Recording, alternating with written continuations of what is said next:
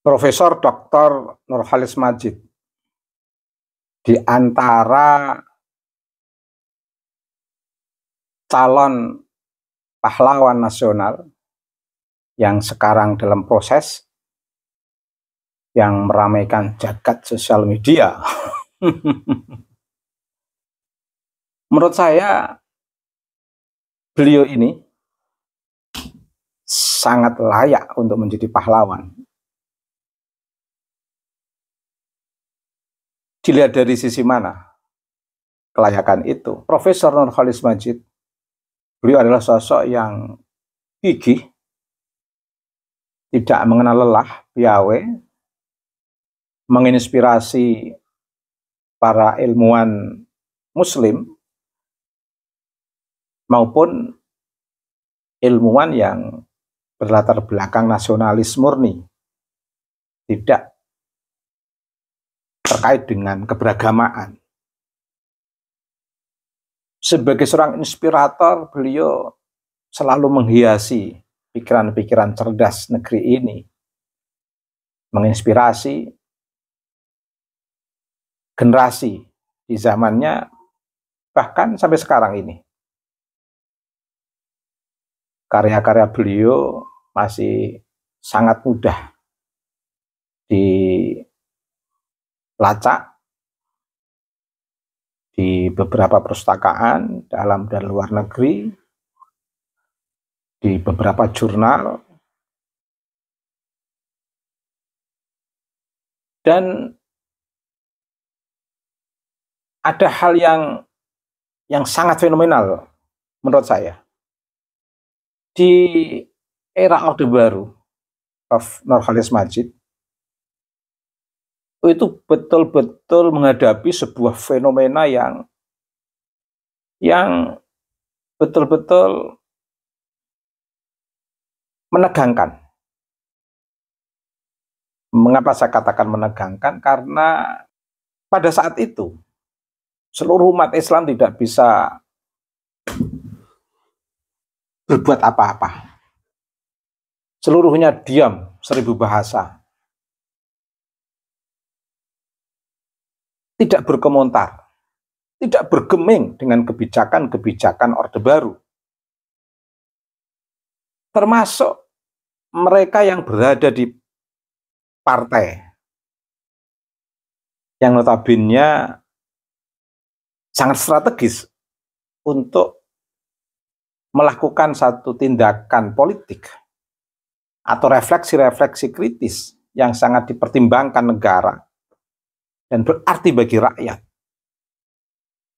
Tapi tidak muncul, tidak terbaca fenomena kritisisme atau fenomena keberanian dari para politisi di partai politik yang notabene sebagai institusi yang paling berwibawa, paling strategis untuk mengkritisi negara, untuk mengkritisi pemerintah, yang berkuasa pada saat itu. Bahkan hampir semua partai dari seluruh partai yang ada, baik yang jelas-jelas partai yang dipimpin oleh para tokoh-tokoh agama atau yang berlatar belakang agama, atau partai-partai yang berlatar belakang nasionalisme murni. Begitu setiap ada pemilihan umum, semuanya mendekati tokoh-tokoh umat Islam. Bahkan menjadikan partai itu sebagai kendaraan untuk memperebutkan Islam dalam tanda kutip, untuk menjadi legitimasi meraup suara yang sebanyak-banyaknya dari masyarakat muslim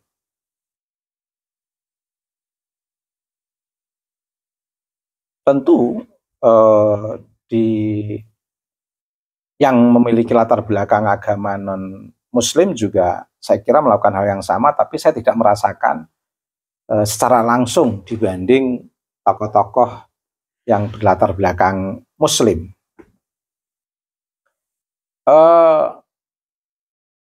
Semuanya kampanye menggunakan agama. Dari partai Golkar misalnya, kampanyenya pakai dalil, pakai curkam-curkam yang menguasai dalil, yang memiliki daya getar orasi yang sangat persuasif di depan masyarakat, yang menekan bagaimana bisa meyakinkan masyarakat. Mereka itu menggunakan dalil dan mengidentifikasi partainya lah yang partai paling Islam. Dari P3 juga begitu. Oratornya menggunakan dalil dengan daya ledak persuasif, meyakinkan publik bahwa P3 adalah partai Islam. Hal yang sama PDI juga begitu. Oratornya yang sedang kampanye juga tidak kalah daya ledaknya dalam orasi di depan massa, dan mereka juga meyakinkan pada publik partai PDI lah partai yang tepat untuk menjadi gerbangnya umat Islam. Semuanya memperebutkan Islam dalam tanda kutip.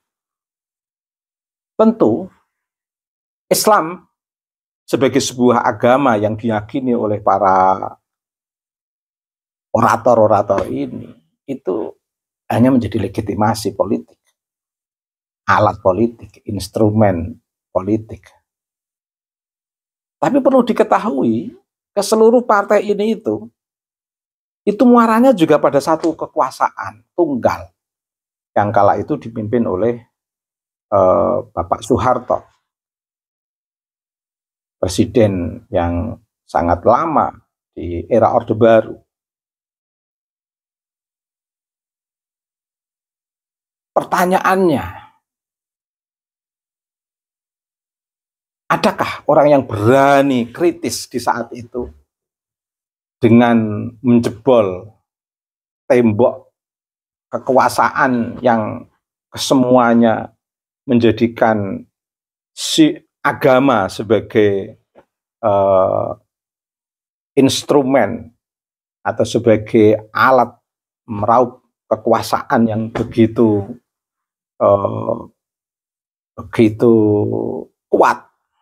kuat sekali, tidak bisa digoyahkan oleh siapapun sampai bahkan 32 tahun. Ada, tetapi banyak yang nampak.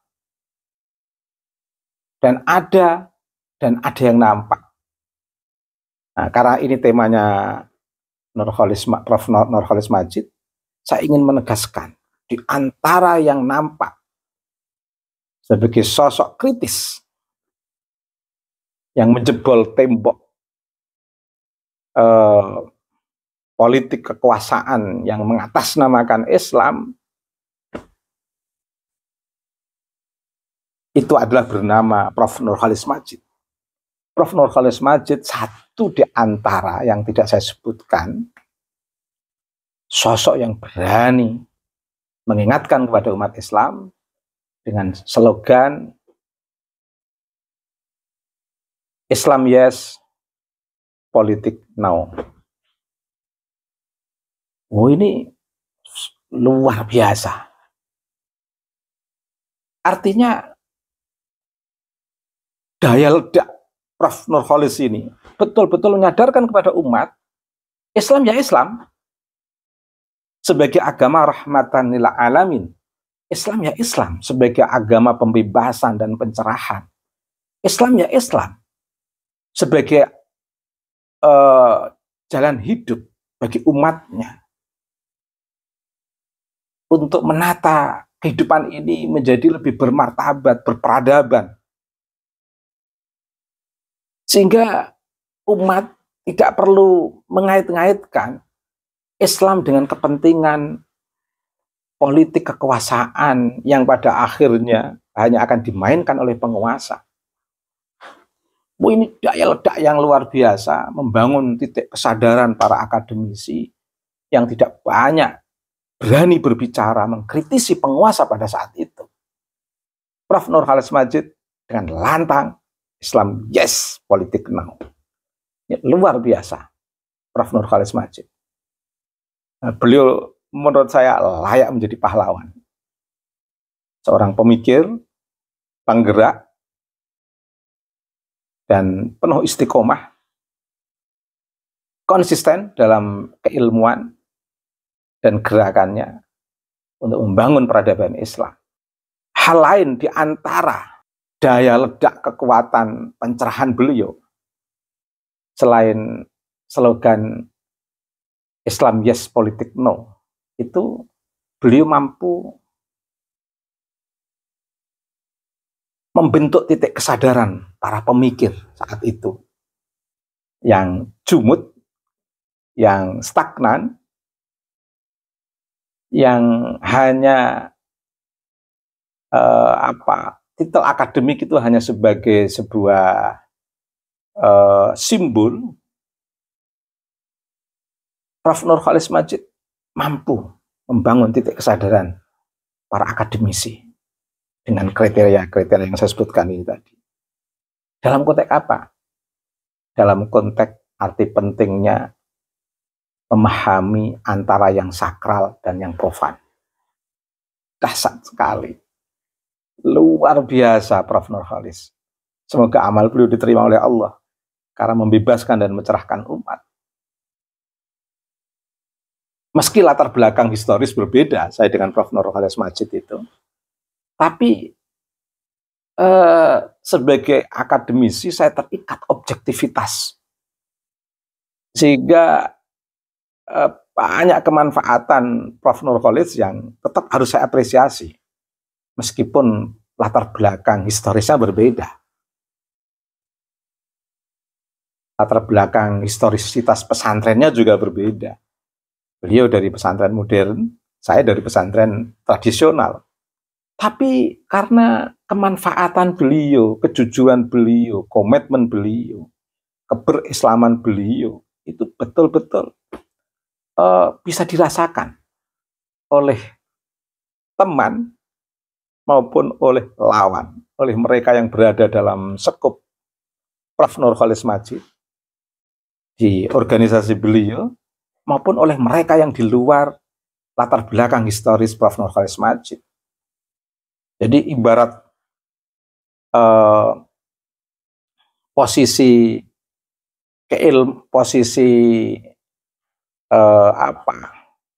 garis demarkasi yang berbeda, beliau tetap bertanggung jawab sehingga bisa diterima oleh lawan maupun bisa diterima oleh kawan. Konsistensi keilmuan beliau, konsistensi pembebasan beliau, konsistensi pencerahan beliau, termasuk yang kedua tadi, kemampuan beliau membongkar teori antara yang profan dan yang sakral. Mengapa saya katakan luar biasa kajian Prof. Nurholis Madjid dalam konteks antara yang profan dan yang sakral?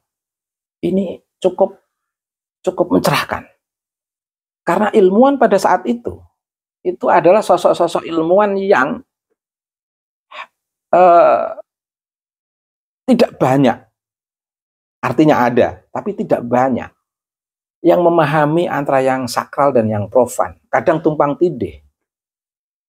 Sebenarnya itu sesuatu yang profan disakralkan, atau sebenarnya itu sesuatu yang sakral tapi diprofankan. Terkait dengan tauhid, itu sesuatu yang sangat sakral. Tapi kadang diabaikan. Dalam tanda kutip, karena mengabaikan prinsip tauhid yang sangat sakral itu, seolah-olah konsep tauhid itu menjadi lemah di hadapan penguasa atau di hadapan kelompok kepentingan. Seolah-olah sebagai seorang Muslim yang harus tetap berpegang pada konsep tauhid yang sangat kuat untuk menguatkan gerakan kemanusiaan, keadilan dan persamaan, kadang-kadang malah diabaikan seperti menjadi sesuatu yang profan. Padahal tauhid sebagai sebuah penggerak kemanusiaan, keadilan dan persamaan, ini sesuatu yang sangat sakral, harus dipertahankan untuk kelangsungan pembebasan dan pencerahan risalah para nabi-nabi agung, sebagaimana yang dikuatkan dalam risalah terakhir Nabi Mustafa Muhammad SAW. Dan sebaliknya, sesuatu yang profan, sesuatu yang sebenarnya itu sepele, tapi menjadi sakral hanya karena kepentingan sesaat, hanya kepentingan yang jangka pendek. Sesuatu yang sebenarnya historis menjadi prinsip normatif. Atau sebaliknya, sesuatu yang normatif yang tidak bisa dirubah-rubah menjadi historis hanya karena kepentingan jangka pendek.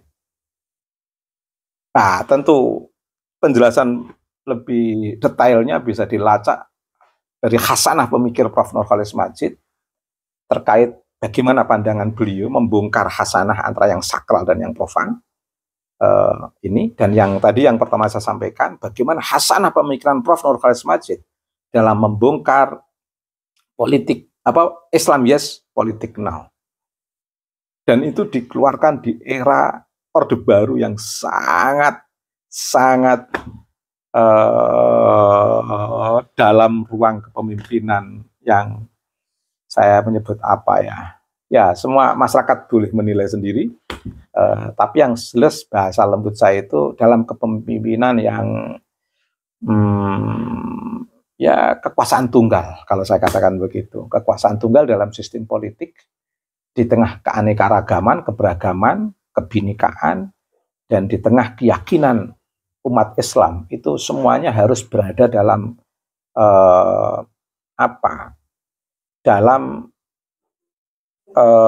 semuanya harus berada dalam arus besar yang mengarah kepada kekuasaan tunggal Bapak Presiden Soeharto. Nah, sekarang sedang diajukan sebagai pahlawan, sah-sah saja, monggo publik yang mengkritisi. Saya tidak akan membicarakan itu karena tema yang ingin saya paparkan ini adalah spesifik untuk Prof. Nurcholish Madjid.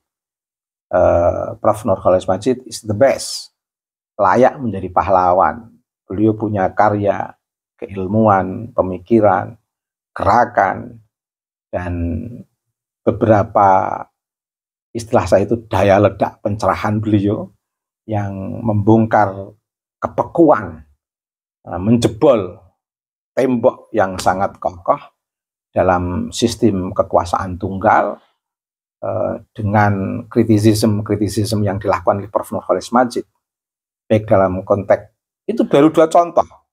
Karena nggak cukup saya sampaikan di sini, baru contoh slogan Islam yes, politik no, kemudian konsep kajian tentang antara yang sakral dan yang profan. Dan saya membaca kedua kajian beliau, kedua gagasan beliau ini yang mencerahkan di beberapa jurnal, cukup mencerahkan dan sangat menginspirasi saya. Latar belakang historis yang berbeda dengan saya, tetapi banyak hikmah, banyak manfaat, dan banyak pencerahan yang bisa saya rasakan. Semoga bermanfaat. Amal baik beliau diterima oleh Allah Subhanahu wa Ta'ala. Beliau berada di sisi para sufi-sufi agung, irtaqa li hadratis sufiyah. Akhirul kalam, Allahumma arinal haqqa haqqa warzuqna ittiba'ah wa arinal batila batila warzuqna ijtinabah. Allahumma salli ala sayyidina Muhammad wa ala ali sayyidina Muhammad. Subhanakallahumma wa bihamdika mil'al mizan wa muntahal ilmi wa mablaghar ridha wa zinatal arsh. Asyhadu an la ilaha illa anta astaghfiruka wa atubu ilaika. Wassallallahu ala sayyidina Muhammadin wa ala alihi wa sahbihi wa baraka wa sallama walhamdulillahi rabbil alamin. Rabbighfir warham wa anta khairur rahimin.